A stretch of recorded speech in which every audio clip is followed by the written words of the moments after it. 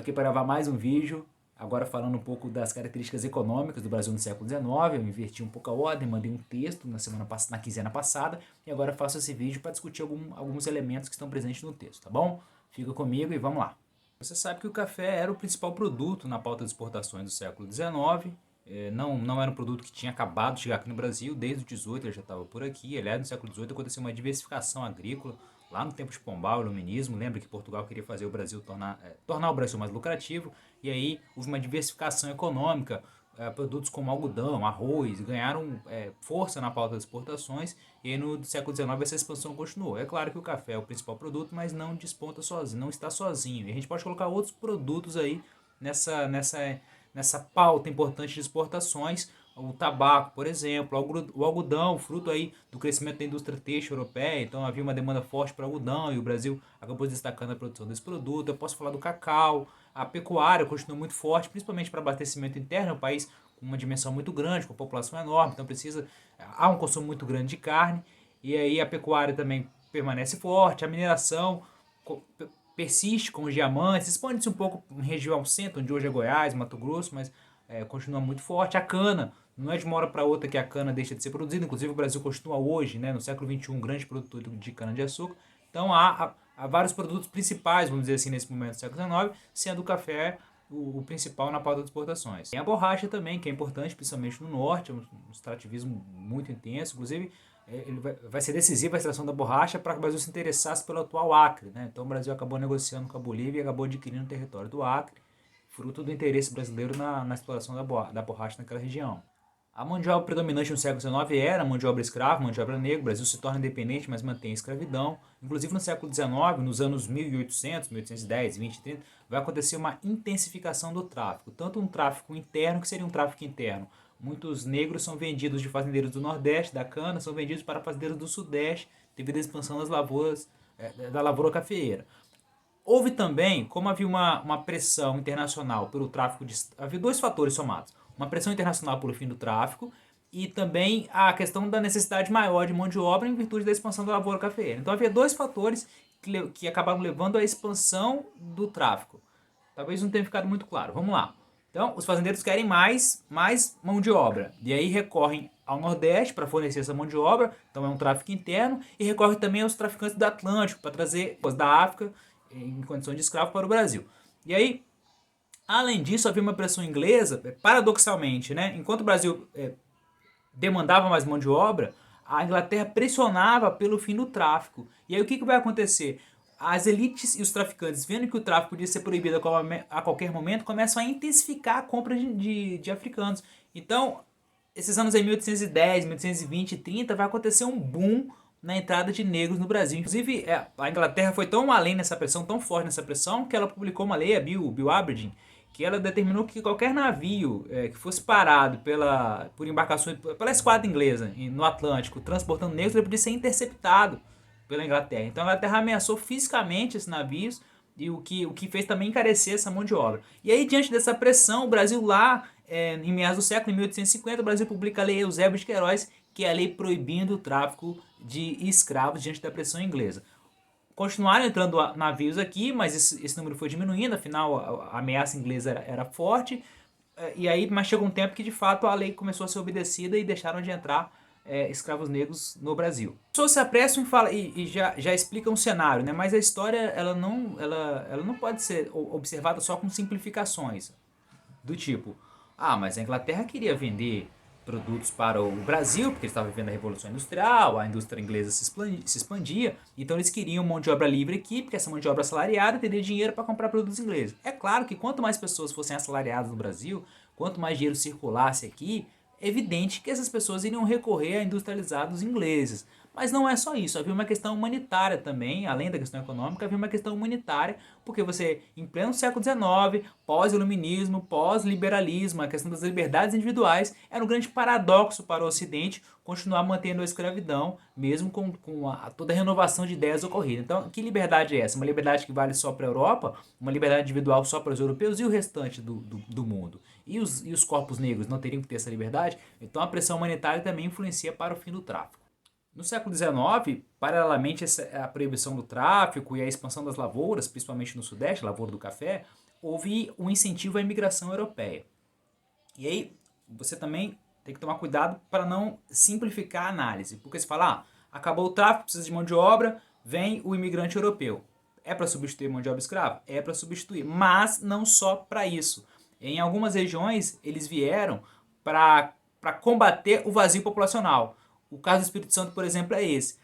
Você tem uma entrada forte de imigrantes aqui, italianos, alemães, pomeranos, suíços, poloneses, enfim, você tem vários grupos que entram aqui no Espírito Santo, falando aqui do nosso caso, mas aqui eles não têm como foco principal substituir uma mão de obra negra. Aqui o fator principal para a atração desses imigrantes foi ocupar vazios populacionais. O que era Santa Teresa antes do século XIX? Um grande vazio populacional. O que era Santa Leopoldina? O que era onde hoje é, enfim, Laranja da Terra, toda essa região, né? Todos esses municípios, Santa Maria de Jetibá, eram municípios vazios populacionalmente, eram grandes matas, dificuldade de acesso, dificuldade de ocupação. E aí, para o Brasil não dominar o seu território, do ponto de vista econômico era ruim, e do ponto de vista até da segurança nacional, da soberania, era ruim, porque você tinha grandes vazios populacionais que estavam fora de controle do governo.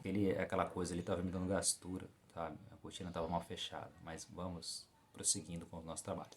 Temos dois elementos, substituir mão de obra escrava e também coibir, enfim, ocupar vazios populacionais, como no caso do Espírito Santo e de outras regiões, sul do Brasil também, Santa Catarina, né? Muita gente foi falar nesse sentido. Agora tem um outro elemento importante, havia nas elites, na mentalidade das elites brasileiras a ideia de que era necessário embranquecer a população.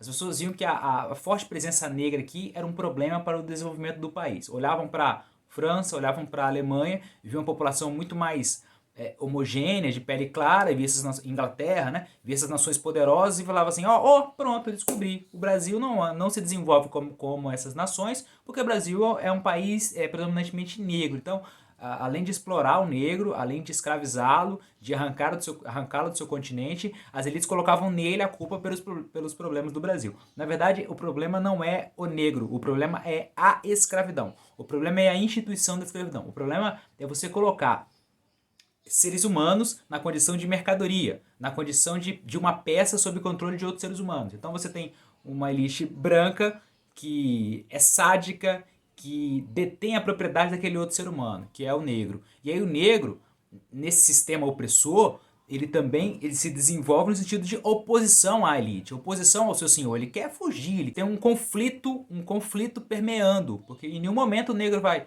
acordar e pensar, nossa, eu nasci assim, vou ter que ficar assim. É claro que a todo momento você tinha formas de resistência. Você pode até pensar, mas os negros eram tantos, por que não tomaram o Brasil? É muito difícil você virar o jogo, vamos dizer assim. Porque se você for olhar para o presente também, a maioria da população é pobre. E se a maioria da população é pobre, por que ela não consegue assumir o controle? Porque lhe falta as ferramentas necessárias. Não é acordar um dia e, opa, vamos tomar o poder. Então é preciso ter possibilidades de virar o jogo. E imagine para um negro no século XIX. Então, era muito difícil romper essa desigualdade. Mas mesmo sendo difícil, a resistência, o ódio, a indignação diante do sistema existia. E aí esse constante clima de animosidade, esse constante clima de conflito, isso sim é ruim para a sociedade. A culpa não é do negro quanto ser, quanto indivíduo aqui presente. A culpa é da instituição da escravidão. Você simplesmente atrair brancos para cá, você atrair europeus na expectativa de que isso vai embranquecer a população, é de uma falta de inteligência, de uma inocência, porque por mais que os casamentos fossem étnicos, assim, normalmente esses europeus casavam-se e tinham filhos com outros europeus aqui, mas os cruzamentos interétnicos também aconteciam. Então, a tendência com a chegada de mais gente branca, com a chegada de europeus, é haver uma miscigenação ainda maior. E o Brasil é um país miscigenado e cada vez mais miscigenado, fruto dessa diversidade e fruto dos contatos interétnicos. E essa desigualdade, essa disparidade, essa distância, ela permanece latente até hoje. Eu falo aqui para muitos alunos pretos e pardos, muitos alunos negros, que talvez não conseguem visualizar isso no seu contexto, porque talvez tenha uma condição financeira um pouco melhor, porque o pai ou a mãe já fez faculdade, ou um irmão, ou já tem uma casa própria, já consegue fazer aquela viagem às vezes. Mas eu posso estar falando também para muitos aqui, alunos, ou vizinhos, ou amigos, negros, que nunca tiveram uma casa, que nunca conseguiram fazer uma viagem, que nunca conseguiram ter um bom emprego, que nunca conseguiram fazer uma faculdade, ninguém na família conseguiu fazer uma faculdade, ou ter uma conquista material, ou ter uma vida digna. E aí, para essas pessoas, essa situação de disparidade ainda persiste, e é uma herança escravista. Daí a necessidade de políticas públicas para tentar oportunizar que essas pessoas subam alguns degraus, por meio do acesso à universidade, por meio da distribuição de renda e outras ferramentas. Então, é necessário sim políticas públicas para combater esse problema que é um problema histórico. Aliás, o Brasil sempre teve muita dificuldade, sempre teve essas barreiras que constantemente impedem uma melhor distribuição de riqueza. O Brasil descobre o ouro tão procurado pelos portugueses, mas enriquece uma minoria aqui. O Brasil vira independente e essa independência foi benéfica para quem? Foi para uma elite restrita do Sudeste. O Brasil expande a lavoura do café e em vez de isso melhorar a situação da população, o Brasil intensifica a importação de braços negros. O Brasil, nesse século XIX, até coloquei no texto, o Brasil acontece uma expansão das ferrovias e uma tímida expansão da indústria. E aí você pode pensar, opa, agora vai, porque você tem uma indústria, mais empregos e tal, mas quem eram os donos dessas indústrias? Eram donos de lavouras, eram latifundiários que começam a diversificar os seus negócios. E o lucro acaba ficando concentrado também. Muitas cidades vão se expandir, muitas regiões vão se expandir e ocupar. Porque quando eu falo assim, há um problema no Brasil, do ponto de vista do governo, que é a restrita ocupação do território. O território é muito desocupado, há muitos vazios populacionais. Aí quando chega no 19, o governo quer ocupar esse território. E nessa de ocupar o território, eles vão pisando e massacrando grupos indígenas enormes. Inclusive aqui no Espírito Santo, na região norte, ali onde é Linhares, São Mateus, essas regiões eram um foco de resistência importante dos índios botocudos, e quando chegou no século XIX eles foram varridos dali, graças à expansão. É só a necessidade que o governo sentia de ocupar melhor o território, e aí saía por aí massacrando indígenas que estavam à sua frente. Não está no texto, eu também não falei, tem um cara chamado Mauá, o Barão de Mauá, que foi importante no século XIX, ele é um cara visionário, empreendedor, e aí ele acabou direcionando capitais para setores importantíssimos do Brasil nesse momento. Iluminação pública de algumas cidades, construção de ferrovias, construção de banco, montou um banco brasileiro em outro país, no Uruguai, então expandiu muitos negócios. Ele foi um empresário que assumiu uma tarefa que deveria ser do poder público. Ou não, enfim, não sei, aí é uma questão conceitual. Ele assumiu, deixa eu refazer o que eu disse, redizer. Ele desempenhou ações, assumiu tarefas que normalmente no Brasil são assumidas pelo poder público, de iluminação, construção de ferrovias, obras de infraestrutura, vamos dizer assim. E aí chegou um momento que o governo imperial, daquele momento, começou a pensar, será que esse cara não quer tomar o meu lugar? E aí começaram a perseguir politicamente, deixaram de apoiar. O Mauá teve muito prejuízo, enfim, e acabou ruindo. Mas é importante destacar o papel do Barão de Mauá nesse desenvolvimento ocorrido no século XIX, como um cara que guiou alguns empreendimentos importantes. Então é isso, pessoal, eu fiz um apanhado econômico sobre alguns traços importantes. Você pode usar esse vídeo como ferramenta para fazer mais exercícios que eu vou postar lá no Moodle. Aliás, é o nosso último exercício fechando o ano letivo em termos de notas de 2020. É claro, eu vou ter mais um vídeo ainda, mas a atividade avaliativa última é baseada neste vídeo que eu estou gravando agora, tá bom? Abraço e até a próxima.